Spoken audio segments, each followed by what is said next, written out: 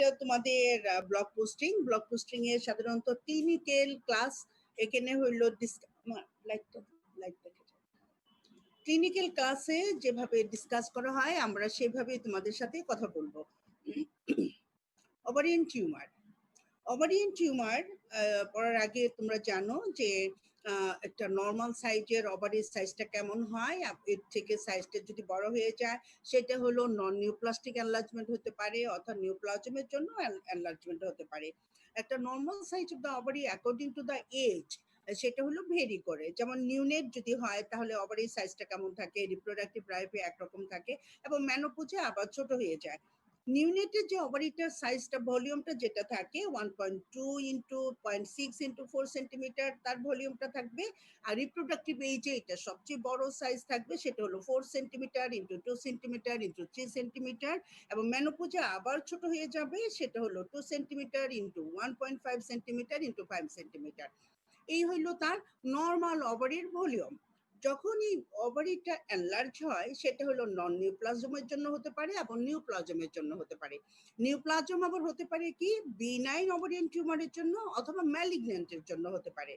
এখন আসে যে নন নিউপ্লাস্টিক এনলার্জমেন্ট, তার মানে কি ওভারি এনলার্জ হলো বাট ইট ইজ নট নিউপ্লাজম। সেটা যদি হয় তাহলে কোন কোন কারণে হতে পারে, যেটাকে আমরা বলি যে ফাংশনাল ওভারিয়ান এনলার্জমেন্ট অথবা functional cyst of the ovary. এমন যদি হয় তাহলে কোন কোন কারণে ফাংশনাল সিস্টগুলো হতে পারে, সেটা আসে যে follicular cyst of the ovary যদি থাকে, corpus luteal cyst, theca luteal cyst, granulosa luteum cyst, polycystic ovarian syndrome and endometriotic cyst. এই কয়টা কারণে যদি এনলার্জমেন্ট অফ দ্য ওভারি হয় তাহলে সেটা হবে নন নিউপ্লাস্টিক এনলার্জমেন্ট।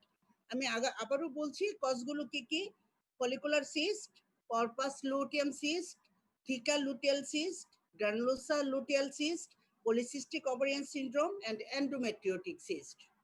এখন আসো এই যে ফাংশনাল সিস্টগুলো আছে, এই ফাংশনাল সিস্টগুলোর কি কি ক্রাইটেরিয়া থাকে, কি কি ক্রাইটেরিয়া থাকলে আমরা বলবো এগুলো হলো নন নিউপ্লাস্টিক সিস্ট। সেটা হলো এই সিস্টগুলো ইউজুয়ালি রিলেটেড থাকে হরমোনাল রিলেটেড, হরমোনাল ইনফ্লুয়েন্সের জন্য এই সিস্টগুলো হয়। মনে করো যে থিকা লুটিয়াল সিস্ট অথবা কর্পোরেট, এটা হলো স্ট্রোজেন এবং প্রজেস্টেরন হরমোনের এনলার্জমেন্টের জন্য হচ্ছে। এইরকমই যেমন ফাংশনাল সিস্টগুলো সেই হরমোনের রিলেটেডের জন্য হচ্ছে, সেই জন্য বলা হয়েছে যে ইউজুয়ালি এটা হরমোনাল রিলেটেড। তারপরে দেখা গেল যে এইগুলো কোনো কমপ্লিকেশন করে না। যখন এই হরমোনাল ইনফ্লুয়েন্সটা কমে যায় অথবা চলে যায় তখন দেখা যায় সিস্টগুলো অটোমেটিক্যালি রিগ্রেস করে।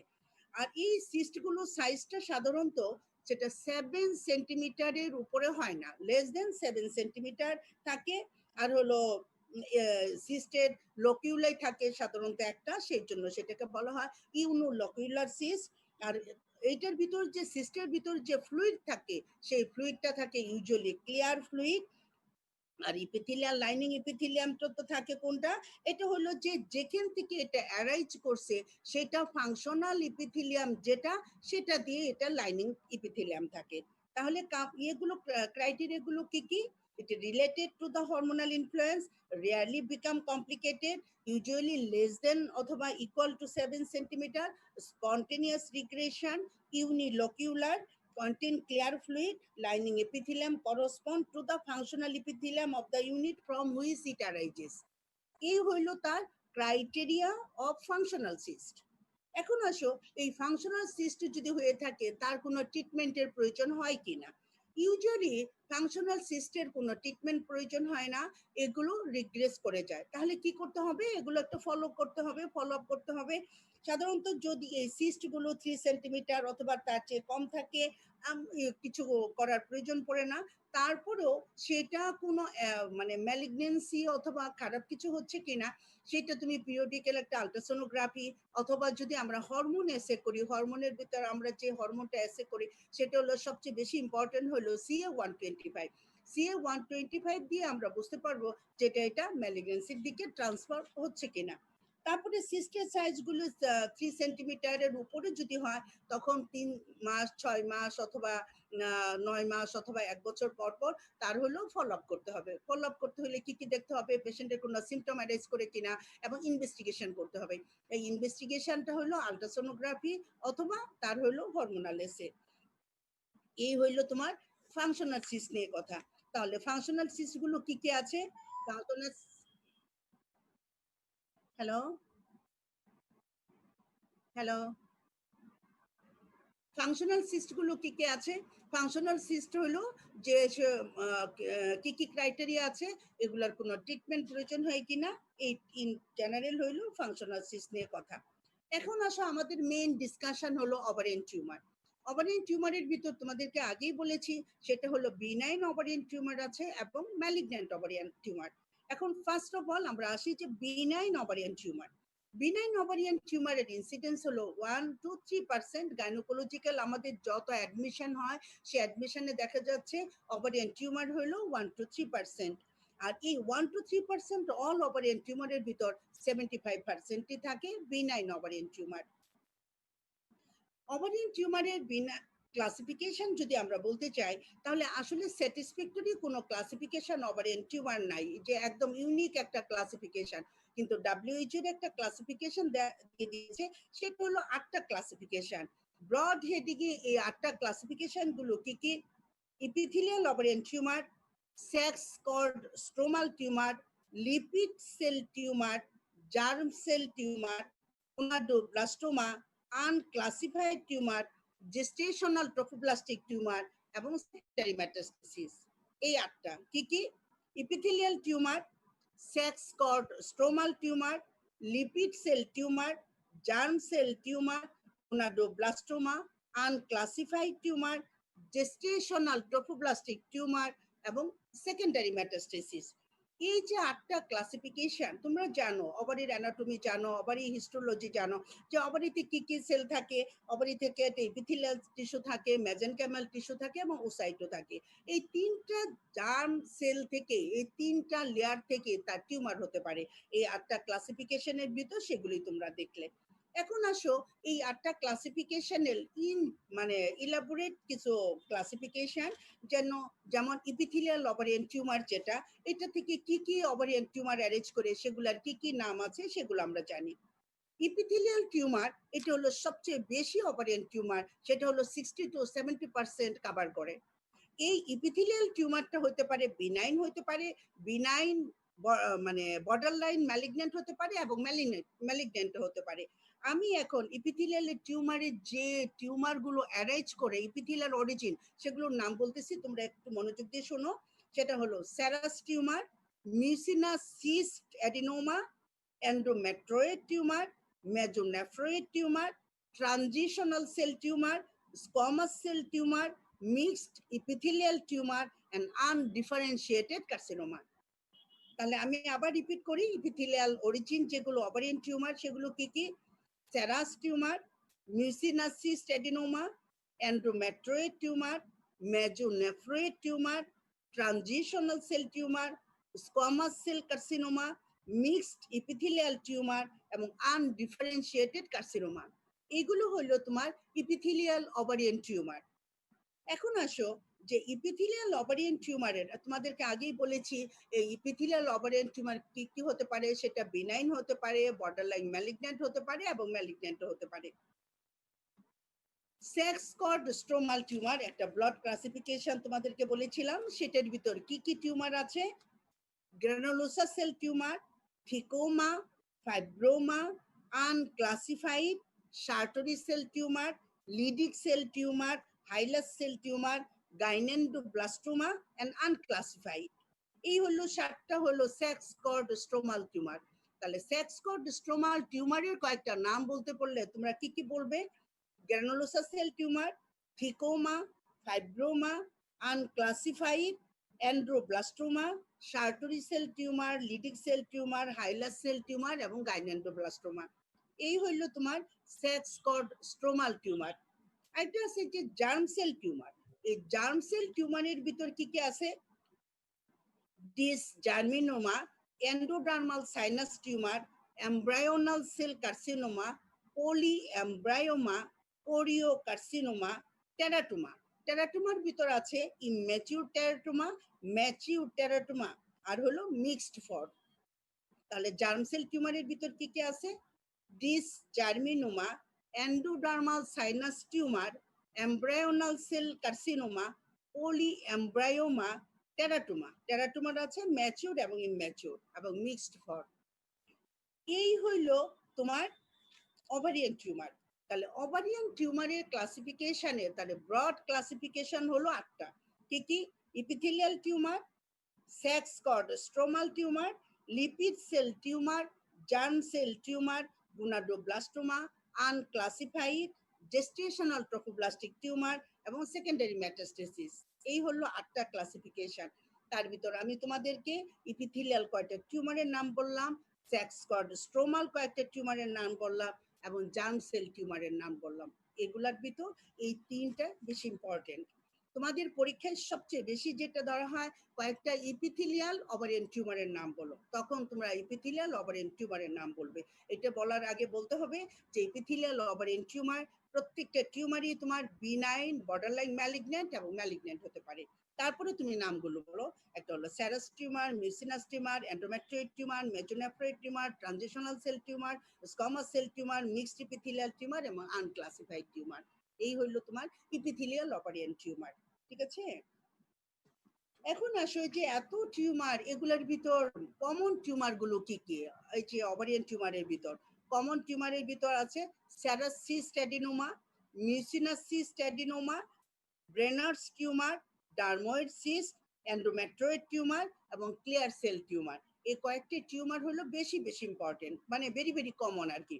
কিন্তু এর ভিতর mucinous cyst adenoma, serous cyst adenoma এবং ডার্ময়েড সিস্ট আরো কমন। আমরা এই 3টার ক্রাইটেরিয়া গুলো আমরা জানি, দেখি এরা কি কেমন টিউমার।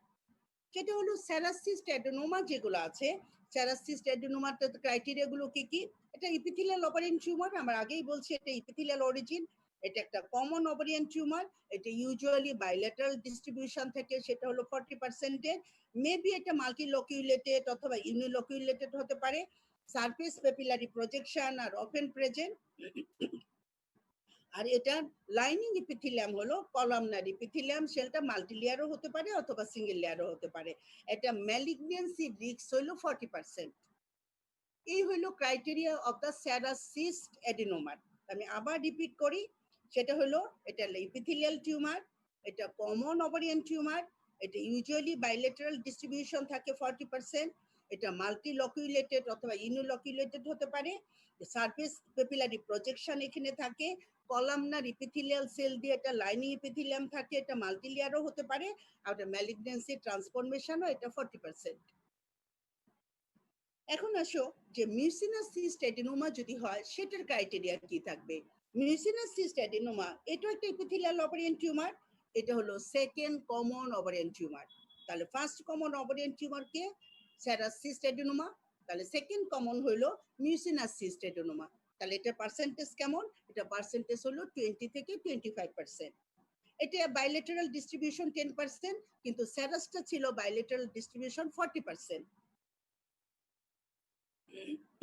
এটা হলো কাট সেকশনটা মাল্টিলোকিউলেটেড, ওটা বলছিলাম মাল্টিলোকিউলেটেড থাকতে পারে, ইউনিলোকিউলেটেডও থাকতে পারে। আর সিস্ট ফ্লুইডটা থাকবে, ফ্লুইড যেটা থাকবে সিস্টের ভিতর সেটা হলো ঠিক থাকবে এবং এটা মিউসিনাস সিস্ট থাকবে। আর এটার ম্যালিগন্যান্সি রিস্ক হলো 5 থেকে 10%, 5 to 10%। আর হিস্টোলজি এটা সিঙ্গেল লেয়ার টল কলামনার ইপিথেলিয়াম, এটা বেজাল নিউক্লিয়াই থাকে। তাহলে এটার ক্রাইটেরিয়া কি কি আবার রিপিট করি। এর epithelial ovarian tumour, second common epithelial tumour, bilateral distribution 10%, cut section is usually multiloculated, cyst fluid contain thick এবং mucinous material, আর risk of malignancy is 5 to 10%, আর histologically তাহলে এটা single layer tall columnar epithelium. এই হলো তোমার serous cyst adenoma.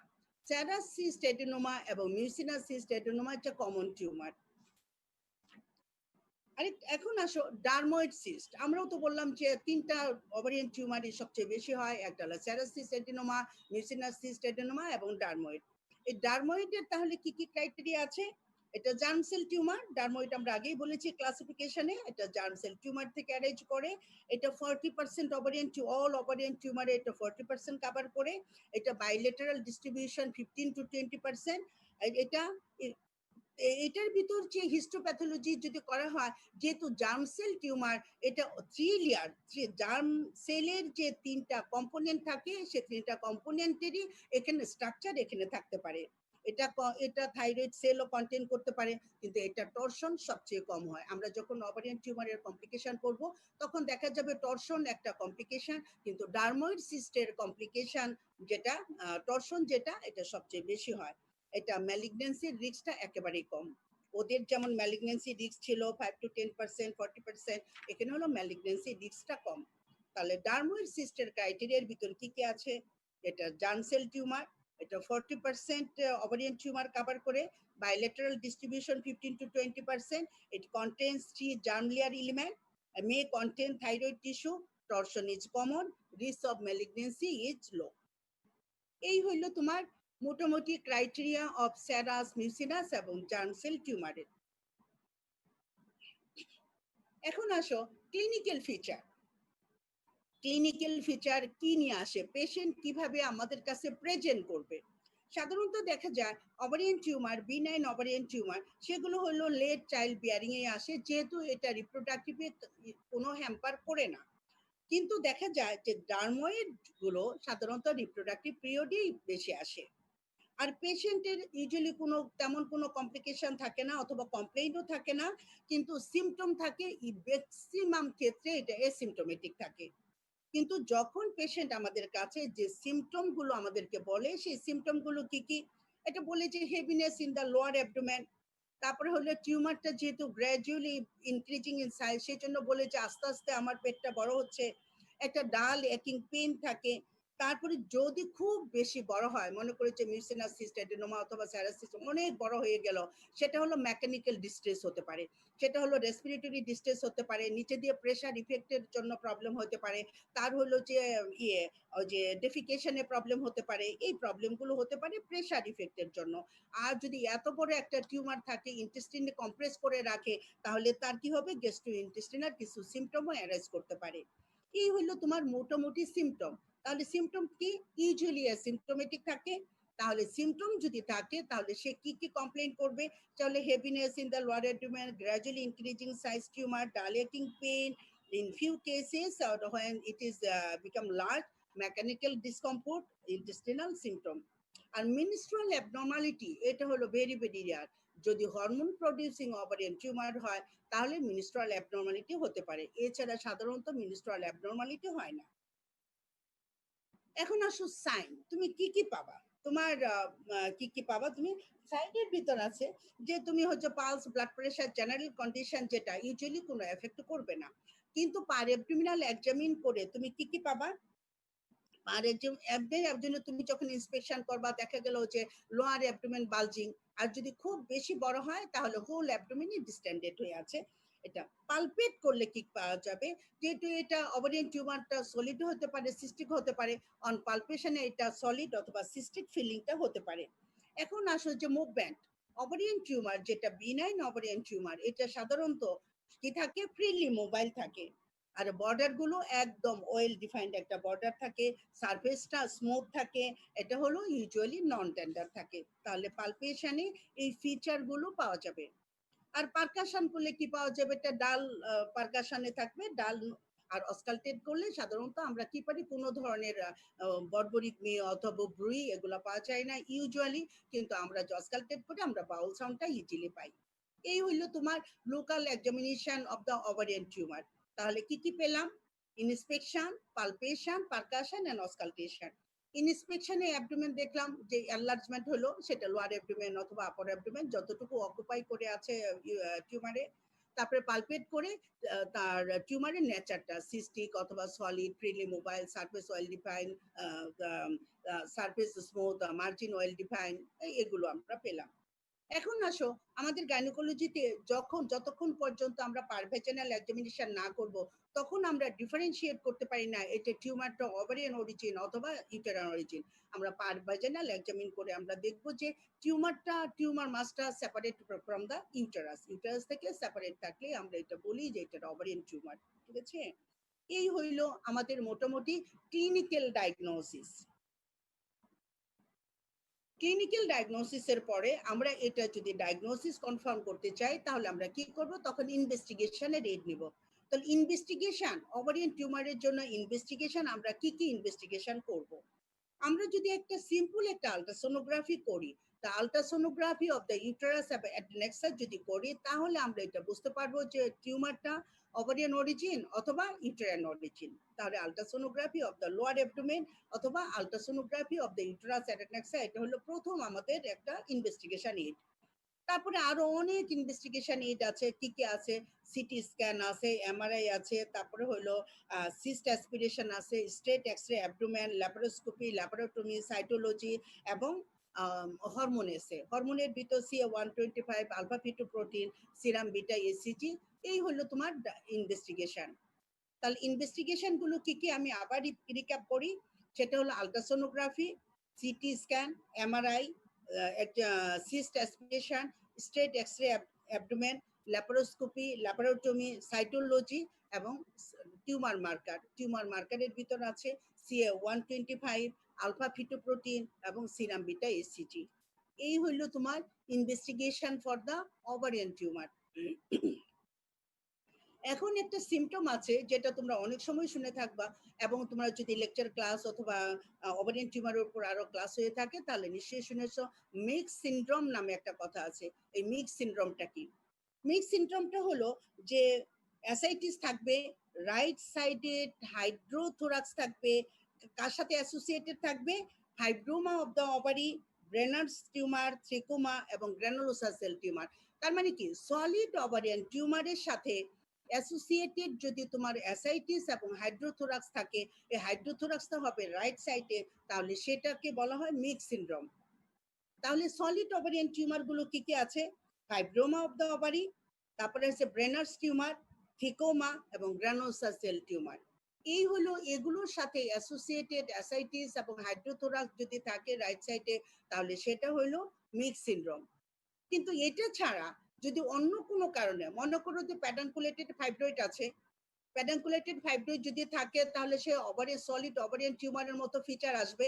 তাহলে সেটার জন্য যদি অ্যাসাইটিস এবং রাইট সাইডেড হাইড্রোথোরাক্স হয়, তাহলে সেটাকে বলা হয় সোডো মিক্স সিনড্রোম। একটা হলো মিক্স সিনড্রোম, আর একটা হলো সোডো মিক্স সিনড্রোম। মিক্স সিনড্রোমটা কি তোমরা জানলা, এবং সোডো মিক্স কি সেটাও জানলা। তাহলে সোডো মিক্সটা কি? Ascites hydrothorax when produce condition other than the fibroma of the ovary, Brenner's tumour, thecoma অথবা গ্রানুলোসা সেল টিউমার। তোমরা কি ক্লিয়ার হলা যে মিক্স সিনড্রোম এবং সোডোমিক্স সিনড্রোমটা কি? মিক্স সিনড্রোমটা হলো সলিড ওভারিয়ান টিউমার দিয়ে যখন অ্যাসাইটিস টিউমারের সাথে অ্যাসোসিয়েটেড অ্যাসাইটিস এবং রাইট সাইডেড হাইড্রোথোরাক্স থাকবে, সেটা হলো তোমার মিক্স সিনড্রোম। কিন্তু এই যে সলিড ওভারিয়ান টিউমার ছাড়া অন্য কারণে যদি তোমার অ্যাসাইটিস এবং রাইট সাইডেড হাইড্রোথোরাক্স হয় সাথে, তখন সেটাকে বলা হয় সোডো মিক্স সিনড্রোম। আর এগুলোর কোনো ট্রিটমেন্টের প্রয়োজন পড়ে না অ্যাসাইটিস এবং হাইড্রোথোরাক্সের। এখন কজ যেহেতু টিউমারটা রিমুভ করে নিলেই তখন তার এই প্রবলেমটা চলে যায়। এখন আসো differential diagnosis of the ovarian tumour. Ovarian tumour হইলে আমরা কি কি ডিডি আনি? আমরা তোমাদেরকে যখন ক্লাসে পড়াই অথবা লেকচার, তখন বলি লোয়ার অ্যাবডোমেনে কোনো লাম্প যদি হয় তাহলে সেটা হতে পারে ওভারিয়ান অরিজিন অথবা ইউটেরাইন অরিজিন। তাহলে ওভারিয়ান টিউমার যদি কোনো হয় তাহলে এটার ডিডি প্রথমে বলা ফাইব্রয়েড ইউটেরাস, তাই না? তারপরে আছে রিপ্রোডাক্টিভ লাইফ যদি থাকে, ওভারিয়ান টিউমার যদি আসে তাহলে প্রেগন্যান্সি একটা আসতে পারে। তারপরে full bladder, chocolate cyst of the ovary, encysted peritonitis, ascites, functional cyst of the ওভারির সাথেও আমরা ক্লিনিক্যালি ডিফারেন্সিয়েট করতে পারি আর প্রেগন্যান্সি উইথ ফাইব্রয়েড ইউটেরাস। তাহলে differential diagnosis of the ovarian tumour কি কি আসবে? Fibroid uterus, pregnancy, full bladder, chocolate cyst of the ovary, encysted peritonitis, ascites, functional cyst of the ovary, pregnancy with fibroid uterus. এই হইল তোমার differential diagnosis of the ovarian tumour. এখন আসো complication. Ovarian টিউমারের কি কি কমপ্লিকেশন হতে পারে?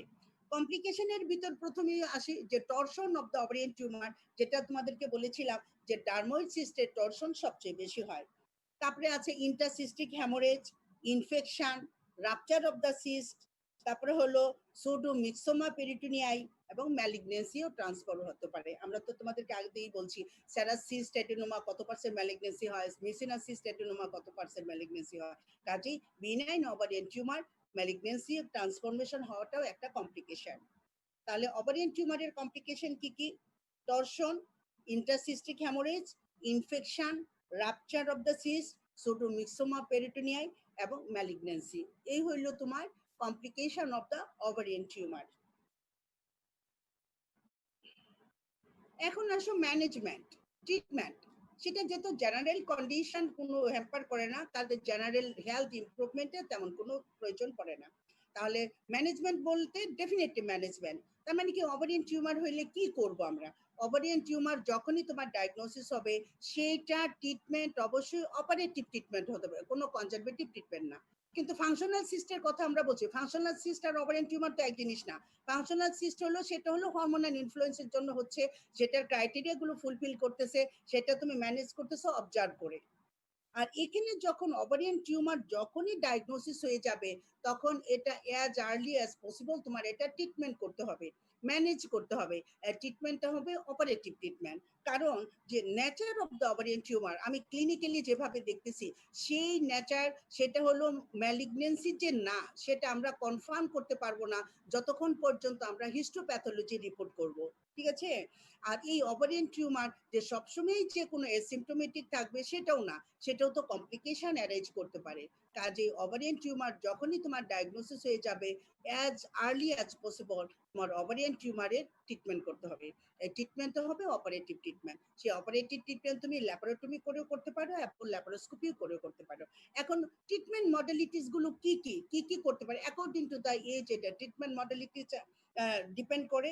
একটা কি কি ট্রিটমেন্ট আছে, সেটা হলো ওভারিয়ান সিস্টেক্টমি, একটা অফুরেক্টমি, সালফিঙ্গো অফুরেক্টমি, আর হলো total abdominal hysterectomy, bilateral salpingo oophorectomy. এই হলো ট্রিটমেন্ট অপশন। তাহলে কি কি? ওভারিয়ান সিস্টেক্টমি, ওভারিওটমি অথবা অফুরেক্টমি। আর অফুরেক্টমি আমরা যখন এক পাশের ওভারি ফেলে দেই, আমরা সাধারণত সালফিংস, যেটা তার মানে কি ফ্যালোপিয়ান টিউবও ফেলে দিই। যখন ওভারিয়ান টিউমার সাথে ওভারি এবং ফ্যালোপিয়ান টিউব একসাথে ফেলে দেওয়া হচ্ছে, সেই অপারেশনের নাম হলো সালফিঙ্গো অফুরেক্টমি। আর যখন আমরা ইউটেরাস এবং টোটাল মানে অ্যাবডোমিনাল হিস্টেরেক্টমি করতেছি এবং সাথে দুইটা ওভারিও ফেলে দিচ্ছি, তখন এই অপারেশনের নাম হলো total abdominal hysterectomy with bilateral salpingo oophorectomy. তাহলে কি কি ট্রিটমেন্ট অপশন আমি আবার বলি, সেটা হলো ওভারিয়ান সিস্টেক্টমি, অফুরেক্টমি, সালফিঙ্গো অফুরেক্টমি এবং total abdominal hysterectomy with bilateral salpingo oophorectomy. এই হইল ট্রিটমেন্ট মডালিটিস। এই ট্রিটমেন্ট মডালিটিস গুলি ডিপেন্ড করে অ্যাকর্ডিং টু দ্য এজ এবং কমপ্লিশন অফ দ্য ফ্যামিলি এবং nature of the tumour, size of the tumour, এগুলোর উপরই ডিপেন্ড করবে ট্রিটমেন্ট মডালিটিস গুলো। কার কোন ট্রিটমেন্ট করব সেটা ডিপেন্ড করবে পেশেন্টের কন্ডিশন, পেশেন্টের এজ, ফ্যামিলি কমপ্লিটের উপর। ঠিক আছে? মোটামুটি এইগুলি হইলো তোমার বেনাইন ওভারিয়ান টিউমার নিয়ে কথা। আমি তোমাদেরকে শর্টে পড়াচ্ছি, কারণ হলো তোমরা ডিটেলস লেকচার এগুলো সব পড়েছো। এখন যে পয়েন্টগুলো তোমাদের বেশি ইম্পর্টেন্ট, সেই পয়েন্টগুলোই আমি তোমাদেরকে ধরিয়ে দিচ্ছি।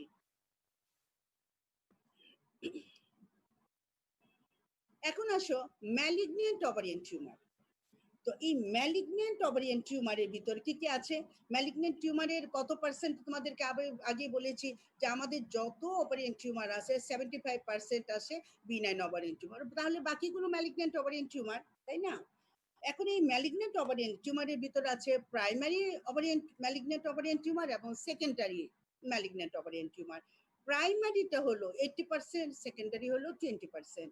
এই প্রাইমারি ওভারিয়ান ম্যালিগনেন্সির ভিতর ইপিথিলিয়াল আছে এবং নন ইপিথিলিয়াল অরিজিন আছে। ইপিথিলিয়াল অরিজিন হলো 80 to 90% আর নন ইপিথিলিয়াল অরিজিন হলো বাকি পার্সেন্ট। আর সেকেন্ডারি কতটুকু? সেকেন্ডারি হলো আমরা তো আগেই বলেছি তোমাদের 20%। আর ইপিথেলিয়াল ওভারিয়ান ম্যালিগনেন্সির ভিতর কি কি আছে?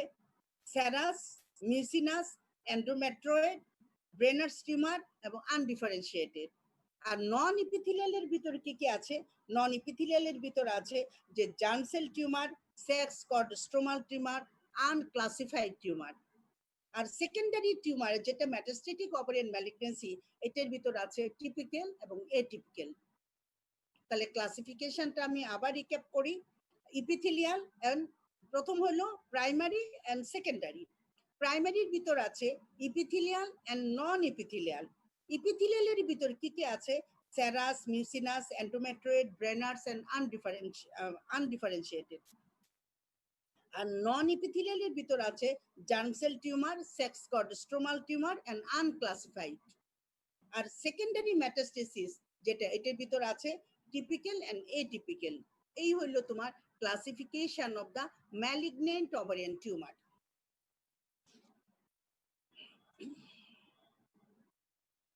ম্যালিগনেন্ট ওভারিয়ান টিউমারের কি কি, যেমন স্প্রেড কিভাবে হয় এগুলো তোমরা জানো, যে ম্যালিগনেন্ট ওভারিয়ান টিউমারের স্প্রেড হয় ট্রান্সিলোমিক, লিম্ফেটিক, ডাইরেক্ট এবং হেমাটোজেনাস। এগুলোর এত ডিটেলস দরকার নাই, কিন্তু স্টেজিংটা তোমাদের জানা দরকার আছে। তোমরা জানো যে কার্সিনোমা সার্ভিক যখন তোমরা স্টেজিং করো সেটা হলো ক্লিনিক্যাল স্টেজিং, যেটা হলো আমরা পারভেজনাল এক্সামিন করি, কিছু ইনভেস্টিগেশন করি, করে আমরা এটা স্টেজিং করি। কিন্তু ওভারিয়ান ম্যালিগনেন্সির ক্লাসিফিকেশনটা হলো সার্জিক্যাল ক্লাসিফিকেশন। ল্যাপারোটমি, ল্যাপারোস্কোপি এগুলো না করে, এক্সটেনশন অফ দ্য ডিজিজ না দেখে আমরা এটা ক্লাসে করতে পারি না, ওই যে স্টেজিং করতে পারি না। তাহলে স্টেজিংটা কিসের উপর ডিপেন্ড করে? সেটা হলো এক্সটেনশন অফ দ্য ডিজিজের উপর। আর সেটা যদি তোমার দেখা হয় তাহলে সার্জারি করতে হবে। সেই জন্য এটার নাম হলো সার্জিক্যাল স্টেজিং। তাহলে কয়টা স্টেজ আছে? স্টেজ হলো 4টা, স্টেজ 1, 2, 3, 4। তাহলে 1 এ কি থাকবে? আবার যদি ব্রড হেডিং এ আমরা বুঝতে চাই, অনেক ছোট ছোট মাইক্রো ইনভেশন আছে, আমরা তোমাদেরকে ওগুলোতে যাচ্ছি না, একদম মোটামুটি বোঝার জন্য কি কি আমরা স্টেজিং কিভাবে তোমাদেরকে বোঝাচ্ছি।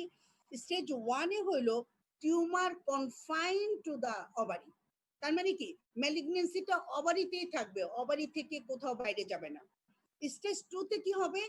টিউমারটা ওভারিতে থাকবে কিন্তু ক্যাপসুলটা ব্রোকেন হয়ে সে পেলভিক ক্যাভিটিতে চলে আসলো, তারপরে কি পেলভিক এক্সটেনশন হলো। স্টেজ 3 তে কি হলো? সে পেলভিক ক্যাভিটি থেকে বাইরে চলে গেল, সে দূরেও যেতে পারে এবং তার রেট্রো পেরিটোনিয়ামে যেতে পারে। আর স্টেজ 4 এ হলো অনেক দূরে চলে গেল, ডিস্টাল মেটাস্টেসিস। এটা হলো ইন জেনারেল, একদম গ্রসলি বোঝার জন্য। স্টেজ 1 হলো confine to the ovary, stage 2 ovary থেকে বের হয়ে চলে আসলো, পেলভিক এক্সটেনশন। স্টেজ 3 পেলভিস থেকে বাইরে হয়ে চলে গেল। আর স্টেজ 4 হলো অনেক দূরে চলে গেল। এই হইল তোমার ব্রড হেডিং এ staging of the ovarian tumour, malignant ovarian tumour. এখন আসো যে ম্যালিগনেন্ট ওভারিয়ান টিউমারের কি কি ক্লিনিক্যাল ফিচার হতে পারে, কি কি নিয়ে পেশেন্ট আমাদের কাছে প্রেজেন্ট করে। তাহলে এইজের একটা কথা থাকে, এটা যে কোনো এজে হতে পারে, কিন্তু এক্সট্রিম অফ দ্য এজে সবচেয়ে বেশি হয়। তার ভিতর পেরিমেনোপজ এবং পোস্ট মেনোপোজেই বেশি হয়ে থাকে এটা। তারপরে হলো এটা কি কি প্রেজেন্টিং সিমটম থাকে। এটা হলো র্যাপিড গ্রোয়িং, যে কোনো ম্যালিগনেন্সি তোমরা জানো সেটা হলো র্যাপিড গ্রোয়িং থাকবে। তারপরে হলো দেখা গেল যে যেহেতু একটা ম্যালিগনেন্সি আছে সেই জন্য এটা ক্যাকেকশিক হলো, ওয়েট কমতে থাকলো, ডিসপেপসিয়া থাকলো, লস অফ অ্যাপিটাইট থাকবে। তারপরে হলো কি, তার হলো যেহেতু ম্যালিগনেন্সি হয় এবং সেটা ব্রোকেন ক্যাপসুল হয়, পেরিটোনিয়াল সিডলিং হয়, ইরিটেশন হয়, অ্যাসাইটিস থাকে, এখানে অ্যাসাইটিক ফ্লুইডও থাকে। অ্যাসাইটিস হইতে হইতে এত বড় বেশি যদি হয় তাহলে তার রেসপিরেটরি ডিস্ট্রেস নিয়েও আমাদের কাছে আসতে পারে। তাহলে কি কি সিমটম হলো? সিমটম হলো যে feeling of the abdominal discomfort, dyspepsia, loss of appetite, loss of weight, rapid enlargement of the abdomen, pain in the abdomen and respiratory distress। এই হইল আমাদের মোটামুটি symptom of the malignant ovarian টিউমারের। তাহলে আমরা যদি তাকে এক্সামিন করি কি কি সাইন আমরা পাবো? আমরা পেশেন্টটাকে ক্যাকেকশিক হিসাবে দেখতে পারবো। তারপরে দেখা গেল যদি লিভার এনলার্জ মানে ইনভলভ হয়ে যায় তাহলে জন্ডিস অ্যাপিয়ার করবে। তাহলে যেহেতু একটা ম্যালিগনেন্সি তাহলে একটা ইডিমা থাকবে, জার্নালাইজড ইডিমা অথবা লেগ ইডিমা নিয়ে আসবে। তারপরে আরেকটা সবচেয়ে বড় হইলো যে ওভারিয়ান ম্যালিগনেন্সি হলো সুপ্রা ক্ল্যাভিকুলার লিম্ফ নোড, যেটা সেই লিম্ফ নোডটা এনলার্জ হয়, সেই এনলার্জ লিম্ফ নোডের নাম হলো বার্গুস গ্ল্যান্ড। এই বার্গুস গ্ল্যান্ডও আমরা পেতে পারি। আর লোকাল এক্সামিনেশন পার অ্যাবডোমিনাল এক্সামিন করে আমরা কি কি পাবো? পার অ্যাবডোমিনাল এক্সামিনেশন তোমরা জানো যে ওভারিয়ান টিউমার অথবা যে কোনো গাইনোকোলজিক্যাল এক্সামিনেশনে পার অ্যাবডোমিনাল এক্সামিনেশন আমরা কি কি করি? Inspection, palpation, percussion and auscultation, এই 4টা স্টেজে আমরা পার হবো। ইন্সপেকশনে কি দেখা যাবে?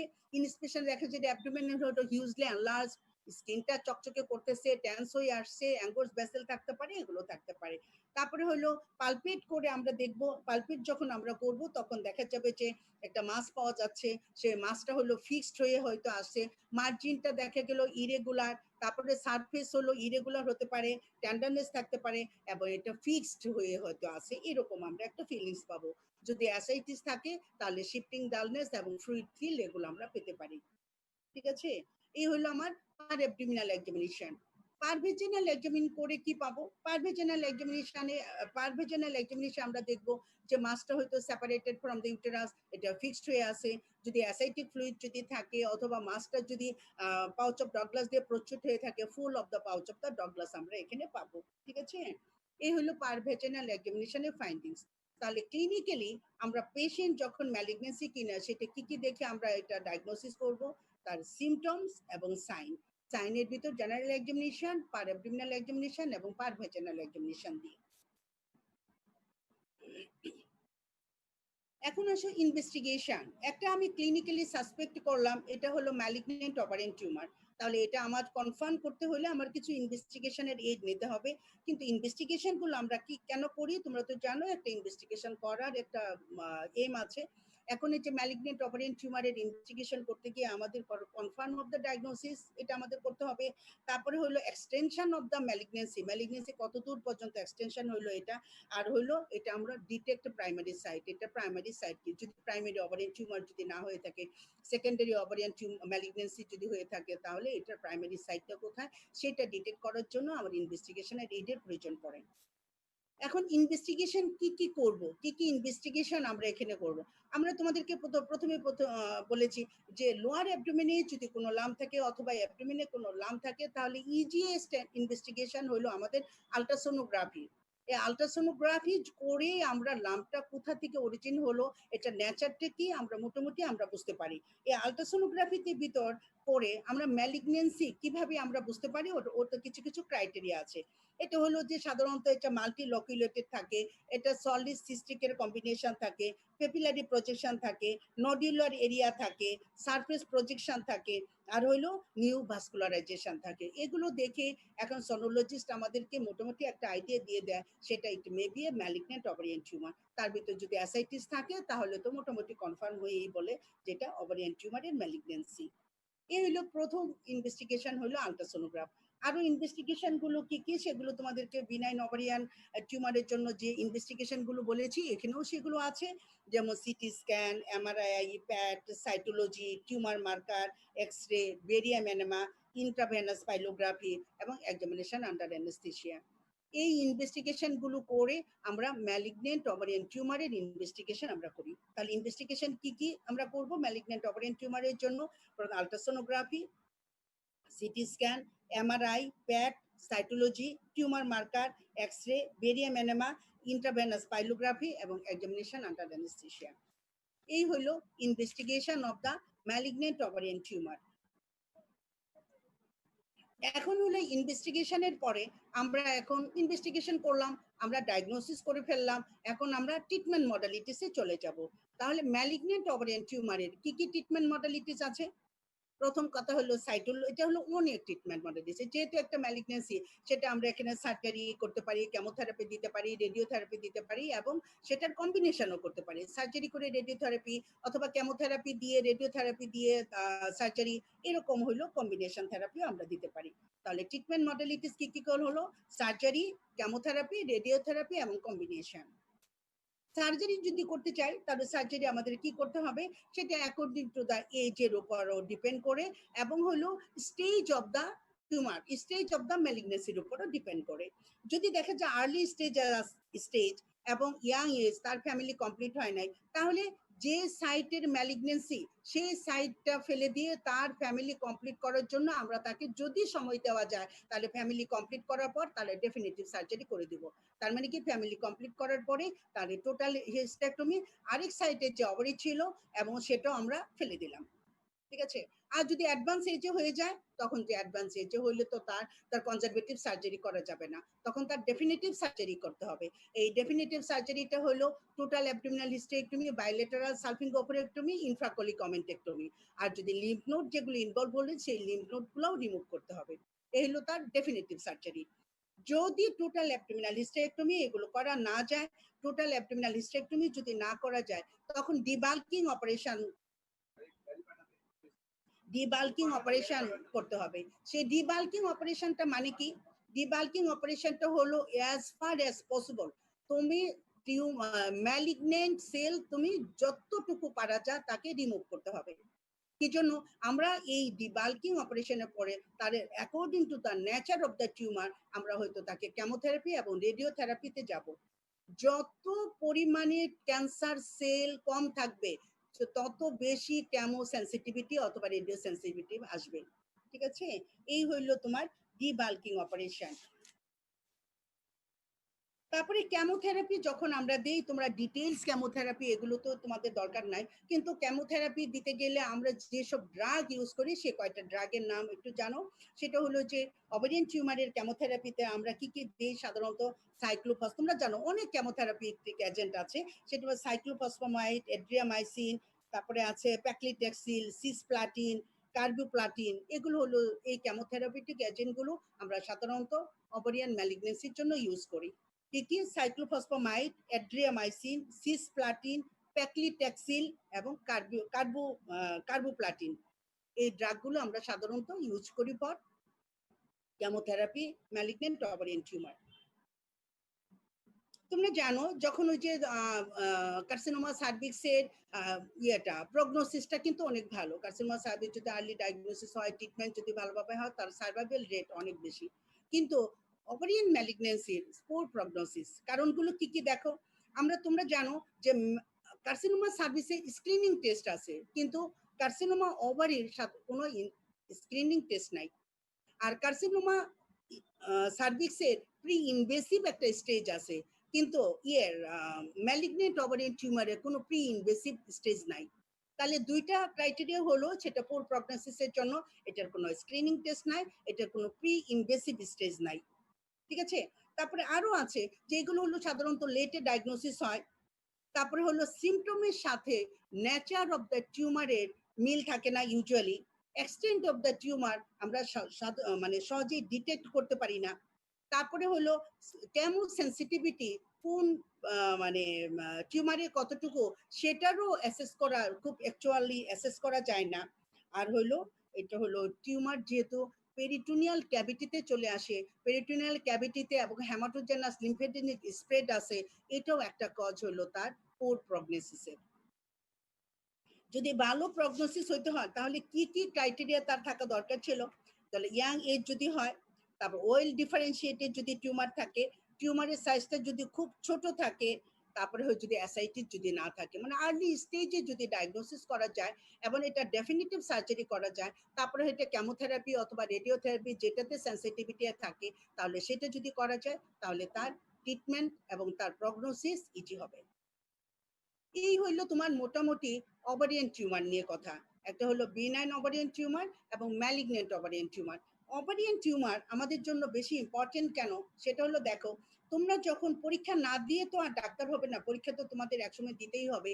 এক্সামের ভিতর তোমাদের ওসপি দিতে হয়। এই ওসপিতে ওভারিয়ান টিউমারের তোমার স্পেসিমেন থাকতে পারে, কোনো সিনারিও দিয়ে কোশ্চেন থাকতে পারে। তাহলে ওসপিতে তোমার অবশ্যই একটা ওভারিয়ান টিউমারের কোশ্চেন তোমার থাকবেই। যখন তুমি রিটেন কোশ্চেন এক্সামে অ্যাপিয়ার করবা, তখন সেখানেও তোমার ওভারিয়ান টিউমারের উপর কোশ্চেন থাকবে।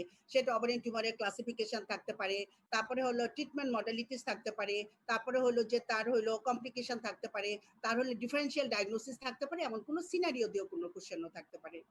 যখন তুমি ভাইভাতে বসবা তখনও কিন্তু সেই তোমার ওভারিয়ান টিউমার দিয়েই তোমার হলো প্রশ্ন ভাইভা শুরু হতে পারে।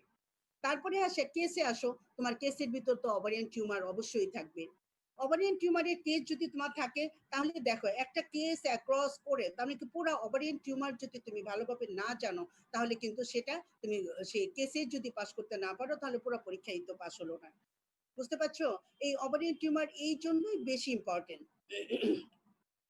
এখন একটু কেস নিয়ে কথা বলি, যে ওভারিয়ান টিউমারের যদি কোনো কেস তোমাদের কাছে, তোমরা জানো হিস্ট্রি রাইটিং তোমরা ভালো পারো, হিস্ট্রি রাইটিং এ তোমাদের কি কি করতে হয়? হিস্ট্রি রাইটিং এ হলো পেশেন্টকে হিস্ট্রি নিতে হয়, এক্সামিন করতে হয়, তার ডায়াগনোসিস করতে হয়, তার ইনভেস্টিগেশন কি কি লিখতে হয়, তার ট্রিটমেন্ট দিতে হয় এবং অ্যাডভাইস অন দ্য ডিসচার্জ দিতে হয়। এই হইলো তোমার হিস্ট্রি রাইটিং, এতটুকু করলেই তোমার কমপ্লিট হবে। তাহলে ওভারিয়ান টিউমারের পেশেন্টের চিফ কমপ্লেইনে কি বলবে? সে বলবে যে lump in the lower abdomen, এ কথা বলবে। আর যদি ম্যালিগনেন্সি হয় তাহলে র্যাপিড গ্রোয়িং লাম্পের কথা বলবে, তারপরে তার ওয়েট লসের কথা বলবে, এগুলো বলবে। দ্য প্রেজেন্ট ইলনেসে তখন তুমি কিভাবে ডেসক্রাইব করবা? তোমরা তো জানো হিস্ট্রি অফ প্রেজেন্ট ইলনেস দিয়ে তুমি 80% ডায়াগনোসিস করে ফেলতে হয়। কেন কিভাবে করতে হয়? এই ওভারিয়ান টিউমার, এটা ফাইব্রয়েড না, এটা প্রেগন্যান্সি না, তার মানে কি ডিফারেন্সিয়াল ডায়াগনোসিসের যে পয়েন্টগুলো আছে সেই পয়েন্টগুলো এখানে এক্সক্লুড করে করতে মানে মোটামুটি করতে হয়। যেমন তুমি ওভারিয়ান টিউমারের সাথে মেনস্ট্রুয়াল অ্যাবনর্মালিটি ইউজুয়ালি থাকে না, সেটা ইউজুয়ালি অ্যাসিম্পটোমেটিক থাকে। তারপরে হলো এটা প্রেগন্যান্সির উপর কোনো হ্যাম্পার করে না, এটা সাধারণত প্রেশার ইফেক্টও ইউজুয়ালি কম থাকে। এগুলো ডেসক্রাইব করেই প্রেজেন্ট ইলনেস তোমার কমপ্লিট করতে হয়। তারপরে আবার কোথায় গিয়ে তুমি ডিফারেন্সিয়েশন পাবা? তাহলে লোকাল এক্সামিনেশনে গিয়ে পার অ্যাবডোমিনাল এক্সামিন করে তুমি কিভাবে ওভারিয়ান টিউমার না ফাইব্রয়েড অথবা ফুল ব্লাডার এগুলো তুমি ডিফারেন্সিয়েট করবা? সেটা হলো তখন পালপেশন এবং তার হলো পারভেজেনাল এক্সামিন করে। যেহেতু তোমাদের পারভেজেনাল এক্সামিন করতে দেওয়া হয় না, সেই জন্য পালপেট করেই তোমাদের ওভারিয়ান টিউমার না ফাইব্রয়েড ইউটেরাস এটা তোমাদের ডিফারেন্সিয়েট করে নিতে হবে। তাহলে ডিফারেন্সিয়েটিং পয়েন্টের মেইন ডিফারেন্সিয়েটিং পয়েন্টটা কি ওভারিয়ান টিউমার এবং ফাইব্রয়েডের?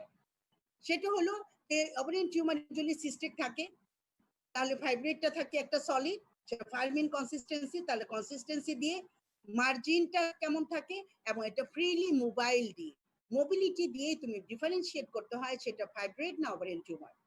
যদি ম্যালিগনেন্ট ওভারিয়ান টিউমার থাকে, তাহলে ম্যালিগনেন্ট ওভারিয়ান টিউমার কিভাবে তুমি ক্লিনিক্যালি ডায়াগনোসিস করবে? সেটা হলো ফিক্সড, তারপরে হলো কনসিস্টেন্সি হলো মিক্সড কনসিস্টেন্সি, আর এটা হলো অ্যাসাইটিক ফ্লুইড। এগুলো দিয়েই তুমি ম্যালিগনেন্সি ক্লিনিক্যালি ডায়াগনোসিস করতে হয়। তাহলে তুমি ডায়াগনোসিস কিভাবে লিখবা? যদি ওভারিয়ান টিউমার হয় তাহলে case of the benign ovarian tumour যদি বলতে পারো বলবা, নাহলে ওভারিয়ান টিউমার, শুধু ওভারিয়ান টিউমার বললেই হবে। যদি ম্যালিগনেন্ট ওভারিয়ান টিউমার তুমি ক্লিনিক্যালি বুঝতে পারো তাহলে বুঝতে হবে case of the malignant ovarian tumour. যদি বুঝতে না পারো সাধারণ ওভারিয়ান টিউমার বললেই হবে। তারপরে তোমার ডিফারেন্সিয়াল ডায়াগনোসিস আনতে হবে। যখনই তুমি ডিফারেন্সিয়াল ডায়াগনোসিস গুলো আনবা তখন অবশ্যই তোমার এটা ডিফারেন্সিয়াল ডায়াগনোসিস কেন তুমি এটা প্রফেশনাল ডায়াগনোসিস লিখলে না সেটা কিন্তু কারণ তোমাদের জানতে হবে। তারপরে ইনভেস্টিগেশন করলা, তারপরে তুমি একটা ক্লিনিক্যাল ডায়াগনোসিস করলা, তারপরে তুমি ট্রিটমেন্ট দিলা। তাহলে ট্রিটমেন্টটা কি হবে এখানে?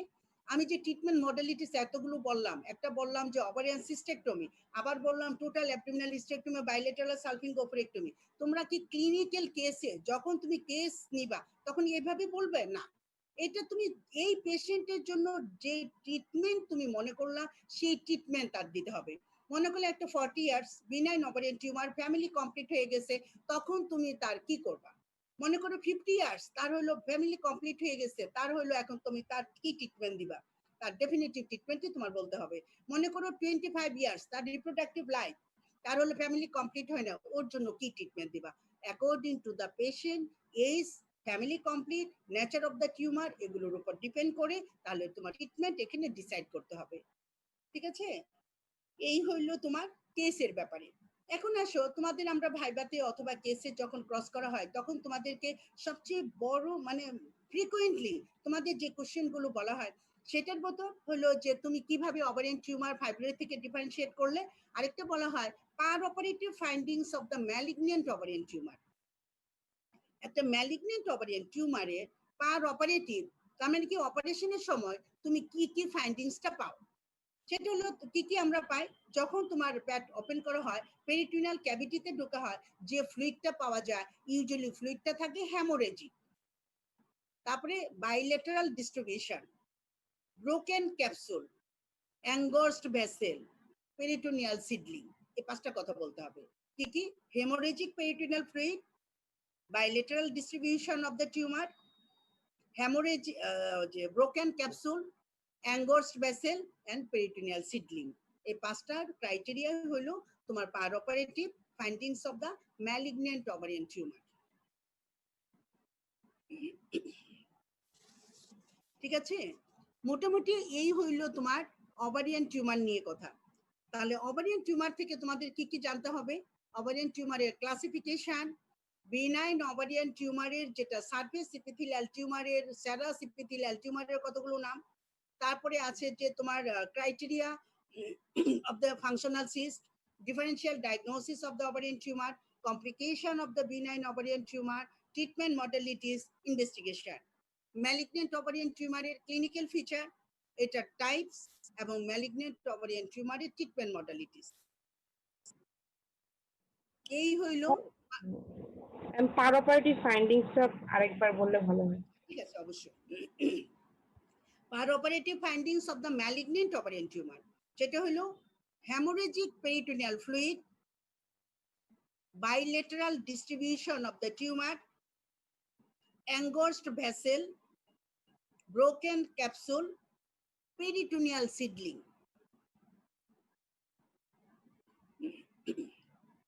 Thank you ma'am. আর কোনো কোশ্চেন থাকলে ওভারিয়ান টিউমার আসলে অনেক বড় একটা চ্যাপ্টার। ইন শর্টে তোমাদের জন্য যে পয়েন্টগুলো দরকার সেগুলো আমি বলেছি, কিছু না বেশি বললে মাথায় খুব একটা ক্লান্তি হয়ে যাবে। সেই জন্য যে পয়েন্টগুলো তোমাদের দরকার, এবং সামনে তো তোমাদের পরীক্ষা হবে, পরীক্ষা রিলেটেড যে কোশ্চেনগুলো আসে সেগুলি আমি তোমাদেরকে সাধারণত বলে দিলাম। তোমাদের আর কোনো কোশ্চেন থাকলে বলো, না হলে কিন্তু আমি আউট হয়ে যাচ্ছি। ম্যাম, প্রেগন্যান্সি যদি অ্যাসোসিয়েটেড থাকে ওভারিয়ান টিউমার তখন আমরা কি? আচ্ছা, ঠিক আছে, খুব ভালো কোশ্চেন এটা। প্রেগন্যান্সি অ্যাসোসিয়েটেড ওভারিয়ান টিউমার, আমরা তোমাদেরকে তো বললাম সাধারণত লেট রিপ্রোডাক্টিভ লাইফে ওভারিয়ান টিউমারটা আমরা ডায়াগনোসিস করি, কিন্তু ডার্মোয়েড সিস্ট তখন তো প্রেগন্যান্সিতেও আসতে পারে, তাই না? ওভারিয়ান টিউমারটা তোমাদেরকে আগেই বললাম যে ওভারিয়ান টিউমার ইউজুয়ালি এসিমটোমেটিক থাকে। যদি এসিমটোমেটিক ওভারিয়ান টিউমার থাকে প্রেগন্যান্সিতে আমরা কোনো প্রবলেম করি না। যদি সিমটোমেটিক হয় তাহলে তাকে অবশ্যই এটাকে ট্রিটমেন্ট করতে হবে। তাহলে ওভারিয়ান টিউমারের ট্রিটমেন্ট কি তোমাদেরকে আগেই বলেছি, ওভারিয়ান ট্রিটমেন্ট হলো এর কি অপারেটিভ ট্রিটমেন্ট, তাহলে অপারেশন করেই একে রিমুভ করতে হবে। ঠিক আছে, প্রেগন্যান্সিতে আমরা কিন্তু ল্যাপারোস্কোপি করতে চাই না, কারণ ল্যাপারোস্কোপির উপর যে প্রেসার ইফেক্ট যেটা গ্যাসটা দেওয়া হয় সেটা অ্যাবর্শন হয়ে যেতে পারে। যদি ওভারিয়ান টিউমার হয় তা আমরা সাধারণত প্রেগন্যান্সিতে এটা ল্যাপারোটমি করেই রিমুভ করি। ঠিক আছে, যদি লেট প্রেগন্যান্সিতে হয়, একদম লেটে প্রেগন্যান্সি হলো যেন 36 হয়ে গেল, তখন সাধারণত ল্যাপারোটমি করা যায় না।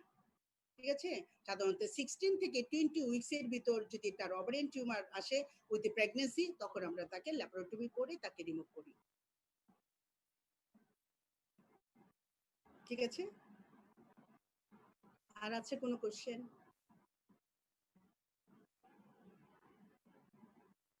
ঠিক আছে, ওকে, থ্যাংক ইউ, তোমরা ভালো থেকো।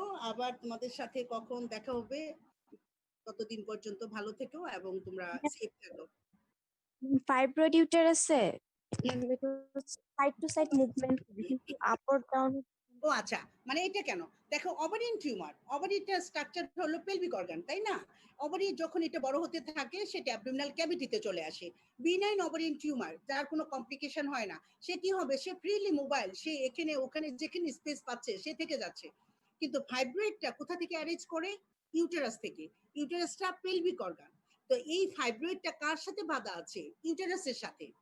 সেই জন্য যখন আমরা মুভমেন্ট আমরা ফিল করি, মুভমেন্ট এটা আমরা পারসিভ করি, তখন দেখা যায় যে ভাইব্রেটের মুভমেন্টটা সাইড টু সাইড, পাশে পাশে মুভমেন্টটা দেখা যাচ্ছে নড়তেছে, কিন্তু অ্যাবাভ ডাউনওয়ার্ড, তার মানে কি ইউটেরাসটা পেলভিসের ভিতরে, অ্যাবাভ ডাউনওয়ার্ড মুভমেন্টটা তখন রেস্ট্রিক্টেড থাকে। সেই জন্য আমরা বলি ভাইব্রেটের ক্ষেত্রে side to side movement present, but above downward movement is restricted. আর ওভারিয়ান টিউমারের জন্য বলি যে freely mobile, move in all direction. ঠিক আছে, বুঝতে পারছো? জি ম্যাম। আচ্ছা, থ্যাংক ইউ।